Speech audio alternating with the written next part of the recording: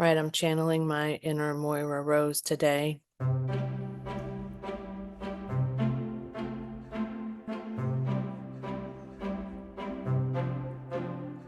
Hi, readers. Welcome back to my channel, Books, Ink, and Paper. This is really, hopefully, the October reading wrap-up video that I tried to film before, and it just didn't work for me. So let's see if a new day and a new attitude and a new freedom from worrying about some things will help. I think it will. All right, I read 7 books in the month of October, which I'm really happy about because my reading slump has, kind of kept me from getting closer to my average. And so this is definitely closer to that. And I'm very happy about my reading month.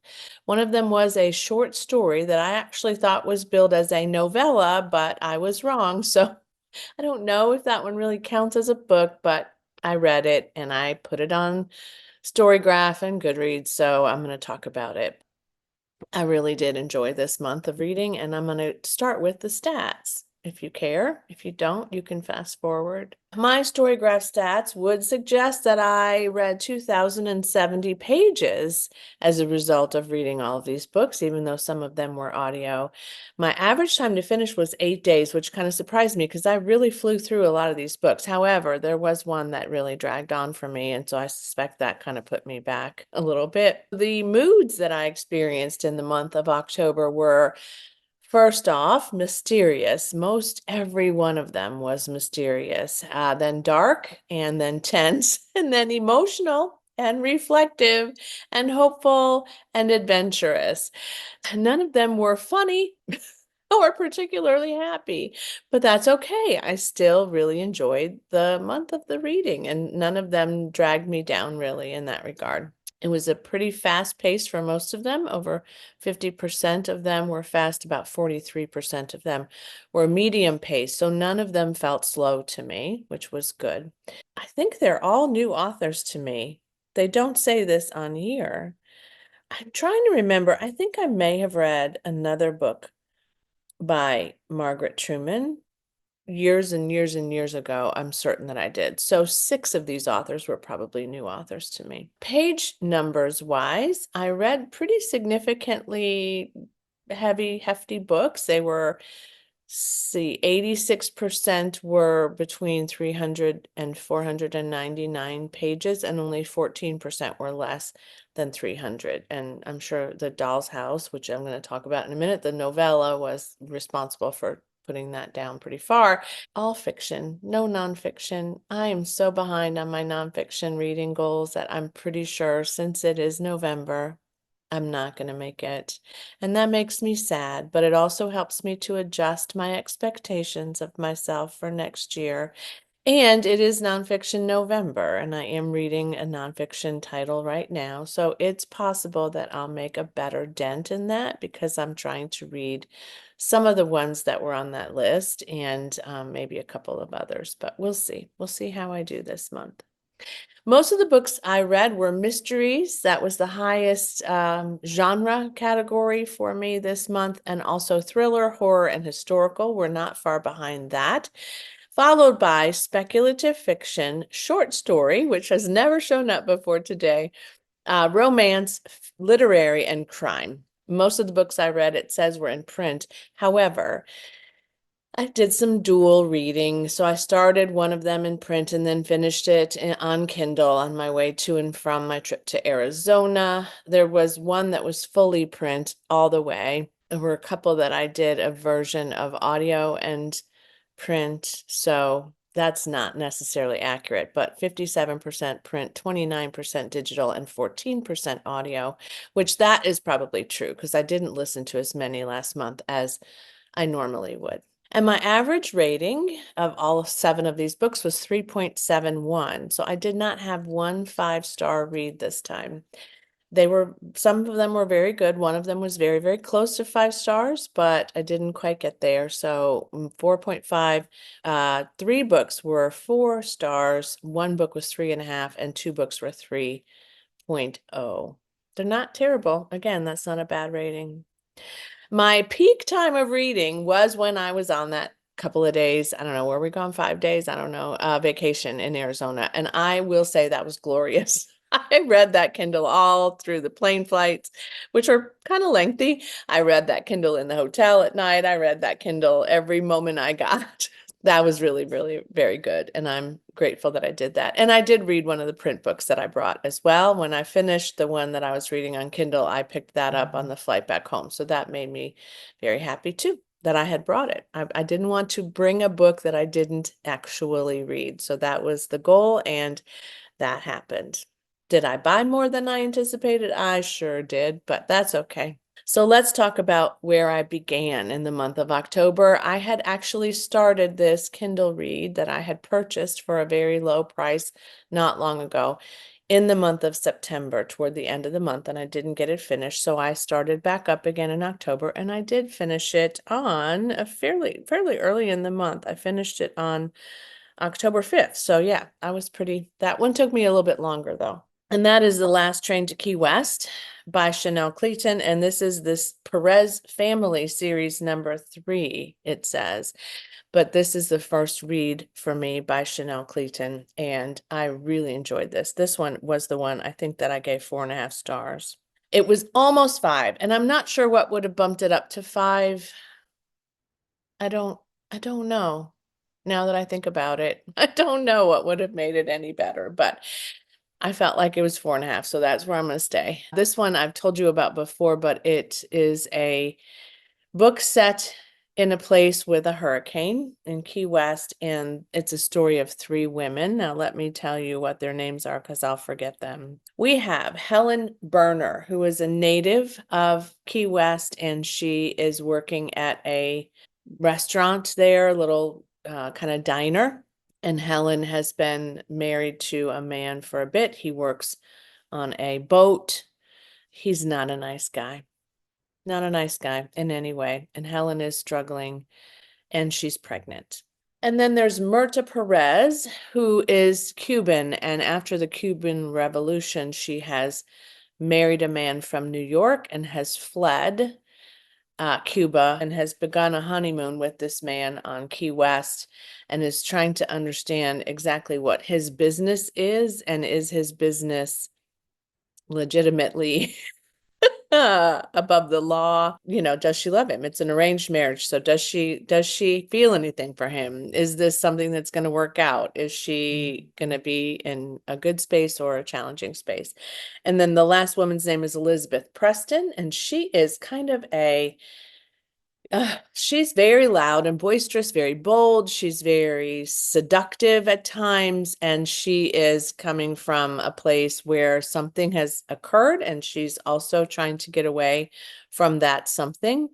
So I would say, from sort of the one I like the best would be Helen, and the one I didn't like as much would be Elizabeth. However, I liked her. I liked all 3 of them, and I loved that this was about all 3 of them and that their circumstances were different. It's propulsive. It's well developed in terms of characters and plot. It's very equally developed in that way. It's suspenseful. So I'm probably going to read the rest of these books. I'll probably start with number 1. Mirta is the woman who is a Perez. So I suspect that there's some backstory for Mirta, but maybe not for the other 2 women. So I'm good with that though. If you've read any other Chanel Claytons, let me know which one you have read and how you liked them, because I'm curious, because this one was really a surprise win for me. I read Again and Again by Jonathan Evison for my book club. I listened to this. I purchased it on Libro.fm. This one was very, very interesting. This, I would say, is the one that is falling under speculative fiction and a little bit of magical realism to this one for sure. I also said in my review that this book was complicated for me, and I think part of it may have been that I was listening to it. I wonder if I would have been more connected to the characters and the plot if I had read it physically or even as an ebook, but it's hard to know. I think the challenge I had with Again and Again, which I rated 4 stars, so it wasn't bad, and it had a really whopper of an ending for me, emotionally speaking, but I think the reason it didn't quite rise to a higher level was also because I felt like I mean, it just felt like it was a little bit too long, and I don't know that that could have been changed because the pieces of it were important. This is about a man named Eugene Miles who is in an assisted living kind of situation, and he's an older guy. He's a curmudgeon of epic proportion, and he's not easy to talk to. But a housekeeper for this assisted living place, whose name is Angel, comes in and he tries to strike up a relationship with Eugene, who he calls Gino. Over time, he does kind of permeate through the layers of anger and frustration to learn more about Gino. And he begins then to tell his story, which is pretty far-fetched. He tells Angel that he's lived a number of different lives in a number of different centuries, and it is quite fascinating. He and Angel are the primary focus of the book, but there are some other pieces and parts that come in that I found to be part of what made it a higher rating for me, I would say. I think sometimes the stories, I think maybe there were so many of them that I was starting to get a little bit fatigued by it, or maybe it was just that I was listening to it and it wasn't the same experience if I had read it with my eyes. I did enjoy it. I would read another book by Jonathan Evison for sure. I do recommend it. And we had a great discussion at the book club about it, and I'm grateful for those women.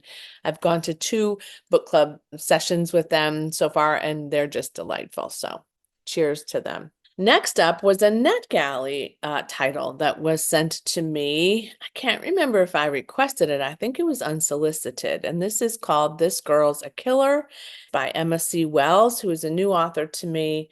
And this is her first book. I was delighted to have a debut copy pressed into my hands. I read this pretty quickly on Kindle too. It was a fast-paced read, and I gave it 4 stars as well. So the best of the books I read were definitely at the beginning. This is about Cordelia Black, who is a pharmaceutical representative, and she makes pretty good money doing that, and she's pretty, okay with it. And she has a chosen family, which is her friend Diane and her goddaughter. One of the reasons I love this the most too is it's set in South Louisiana. It has that kind of Cajun South Louisiana flair to it.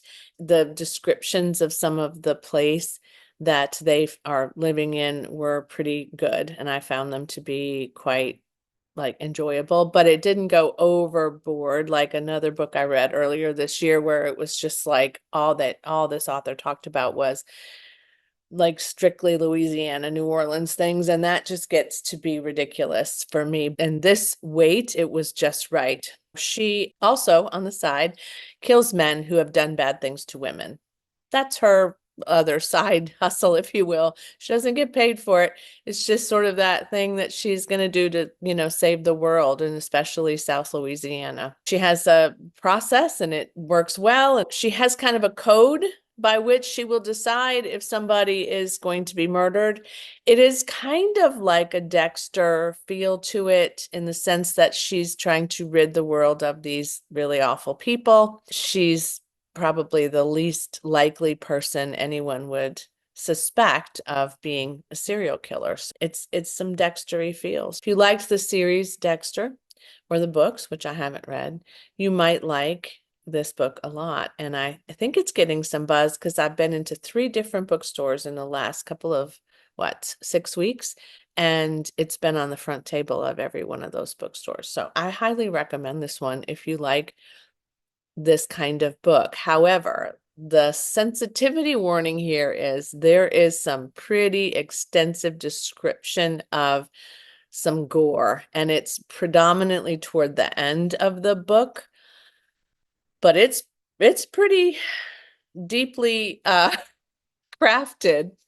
And I was sometimes like, ooh, not that I wouldn't keep reading it because I have a pretty high tolerance to violence and gore, but there were moments where I was like, ooh, girl, that was a choice. But I think it was a good one. I think it made it come alive. So again, if you're sensitive to that sort of thing, might not be the book for you. Hidden Pictures by Jason Rekulak. I've had this for a while. I've had it since it came out, and it was one of my anticipated reads then, and that's been a couple of years ago, as I remember. But Hidden Pictures is a horror novel, and I started this physically, and then I went to my trip and finished it on, I think it was on Kindle Unlimited because I didn't purchase it. I love this cover. I mean, really, you can just imagine what's happening there, right? This one follows Mallory Quinn, who's coming out of rehab. She's had a rough time and she's young. She's pretty young. I think she's like 19 or something, and she's trying to rebuild her life. She's been sober for a while. She applies for a position as a nanny with a family named Maxwell. So we have Ted and Caroline, who are the parents, and 5-year-old Teddy. She lives in a little apartment kind of house on their property. These are very wealthy people. They are interviewing a lot of people, and she ends up getting the job. She enjoys Teddy very, very much. She takes him on little adventures, and they go all over the area where they live and just do lots of fun things. And Teddy is so happy. Also, though, Teddy is drawing some pictures. And at first, let me see if I can find one. These pictures are so cute. This is the two of them on one of their little outings in the neighborhood. That's sweet. And then one day, the drawings get a little bit weirder. Yeah. I'm not going to tell you anything else about this book except that it is very fast paced. I enjoyed it very, very much. I did not give this one 5 stars either.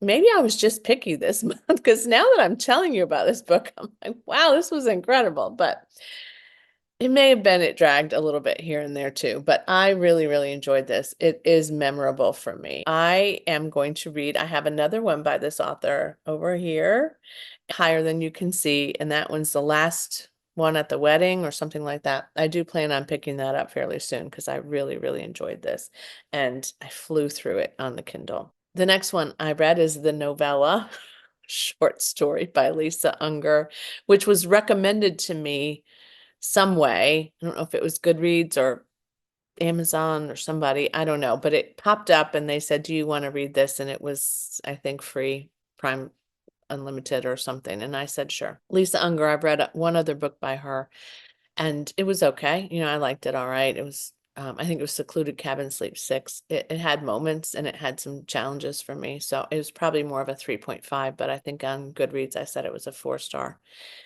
This one, The Doll's House, was a 3-star for me. It's not like it was bad, but it was just maybe because it was a short story slash novella, it didn't have enough depth for me in the character development. And there were some things that, I don't know, they seemed kind of predictable. Generally speaking, I enjoyed it. The woman in this story is named Jules, and Jules's husband has died, and you don't know how he died. I don't remember that it happened at first, that you knew. It took a little while.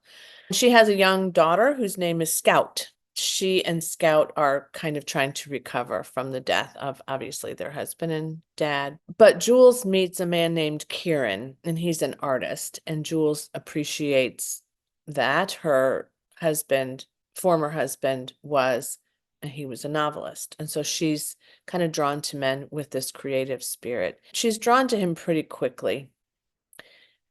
Also, though, Scout is not, and Scout doesn't want to move or do anything differently, and she's really struggling. She's a teenager, so you know that whole age. And when her mother, Jules, decides they're going to move in with Kieran, and likely they're engaged, I think they're going to get married, Scout moves into this house that Kieran has, which is quite interesting, artistically speaking. She realizes in her room that there's a doll. The doll is fascinating to her, so she is really enamored with it. When Kieran discovers that Scout has taken a liking to the doll, he tells her that she can have it because it belonged to his late sister and he made it. He makes dolls. That's all I'm going to tell you. That's all I'm going to tell you. But it has the creep. It definitely has the creep. And I mean, like I said, it was good. It was solid. I would recommend that you read it if it's something that you think would interest you.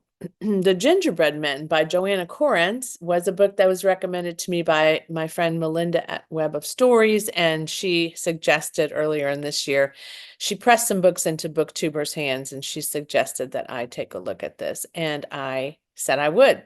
And she let me know that it was a book that was set in the fall, winter, so she thought it would be a better read for me later in the year. And this video went out in the spring. So I kept it on my list, found it on Everand in August or September. So I was prepared and ready to go for October. I listened to this one. I was really quite surprised by the premise of this book. Here's the setup, and only the setup. It is weird, though. I will tell you, it is a weird book. It's very unique. Eric and his fiance are at a Christmas bazaar, and he lives with his fiance and is very happy with her. They're shopping for a number of things for Christmas. She has a good bit of money. Eric, not so much. He looks across the market and he sees a woman and he is immediately attracted to her. So much so that he doesn't understand it at all. He loses all sort of awareness of his fiance, and he ends up leaving with this woman and going to live with her in the moment.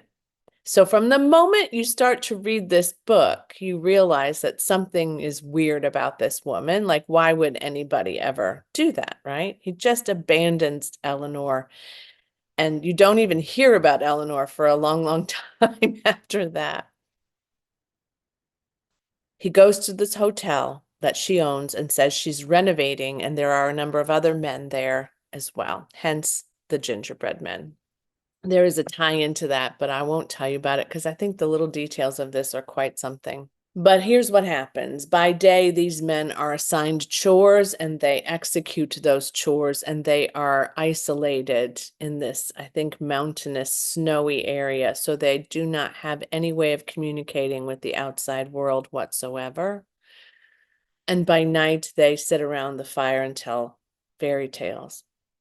And Eric is pleased because this woman seems to really love him. They have great sex and they have a great relationship. And of course, he's just so drawn to her. But he discovers some of the other men are having a different experience than his. I won't say anything else about this. I rated this one 3.5 stars. It was well written. She didn't develop all the characters for sure. There were a lot of gingerbread men, but the ones that she did focus on were very well developed. And while this seemed a little far-fetched, it was obvious to me that this was sort of a magical realism fantasy kind of horror book, and that's exactly how I would describe it. Dark, horror-y. I said it was medium paced on the rating that I gave it, and I would say that that's true. I think the biggest issue I had with this book was the fairy tale telling at night. I felt like there was probably a little too much of that. I felt like it was just a little bit too long. It's 304 pages, so it's not huge, but it just felt like it went on a little bit too long for me. But I really enjoyed it. It was really very well done, I thought, and it was quite unique in its plotting and in the development of these characters and of this story. So I would highly recommend it. And I think it is a good time. Halloween, Christmas, snowy day. If you have snow in your life, that would be a perfect time to read this one, I think so. And then the last one I read, physically, I read this one, is Margaret Truman's Murder in the White House. This is number 1 in the Capital Crimes series, and I have gotten a couple of these and want to get back to this. Interestingly, I think my sister has all of them, possibly.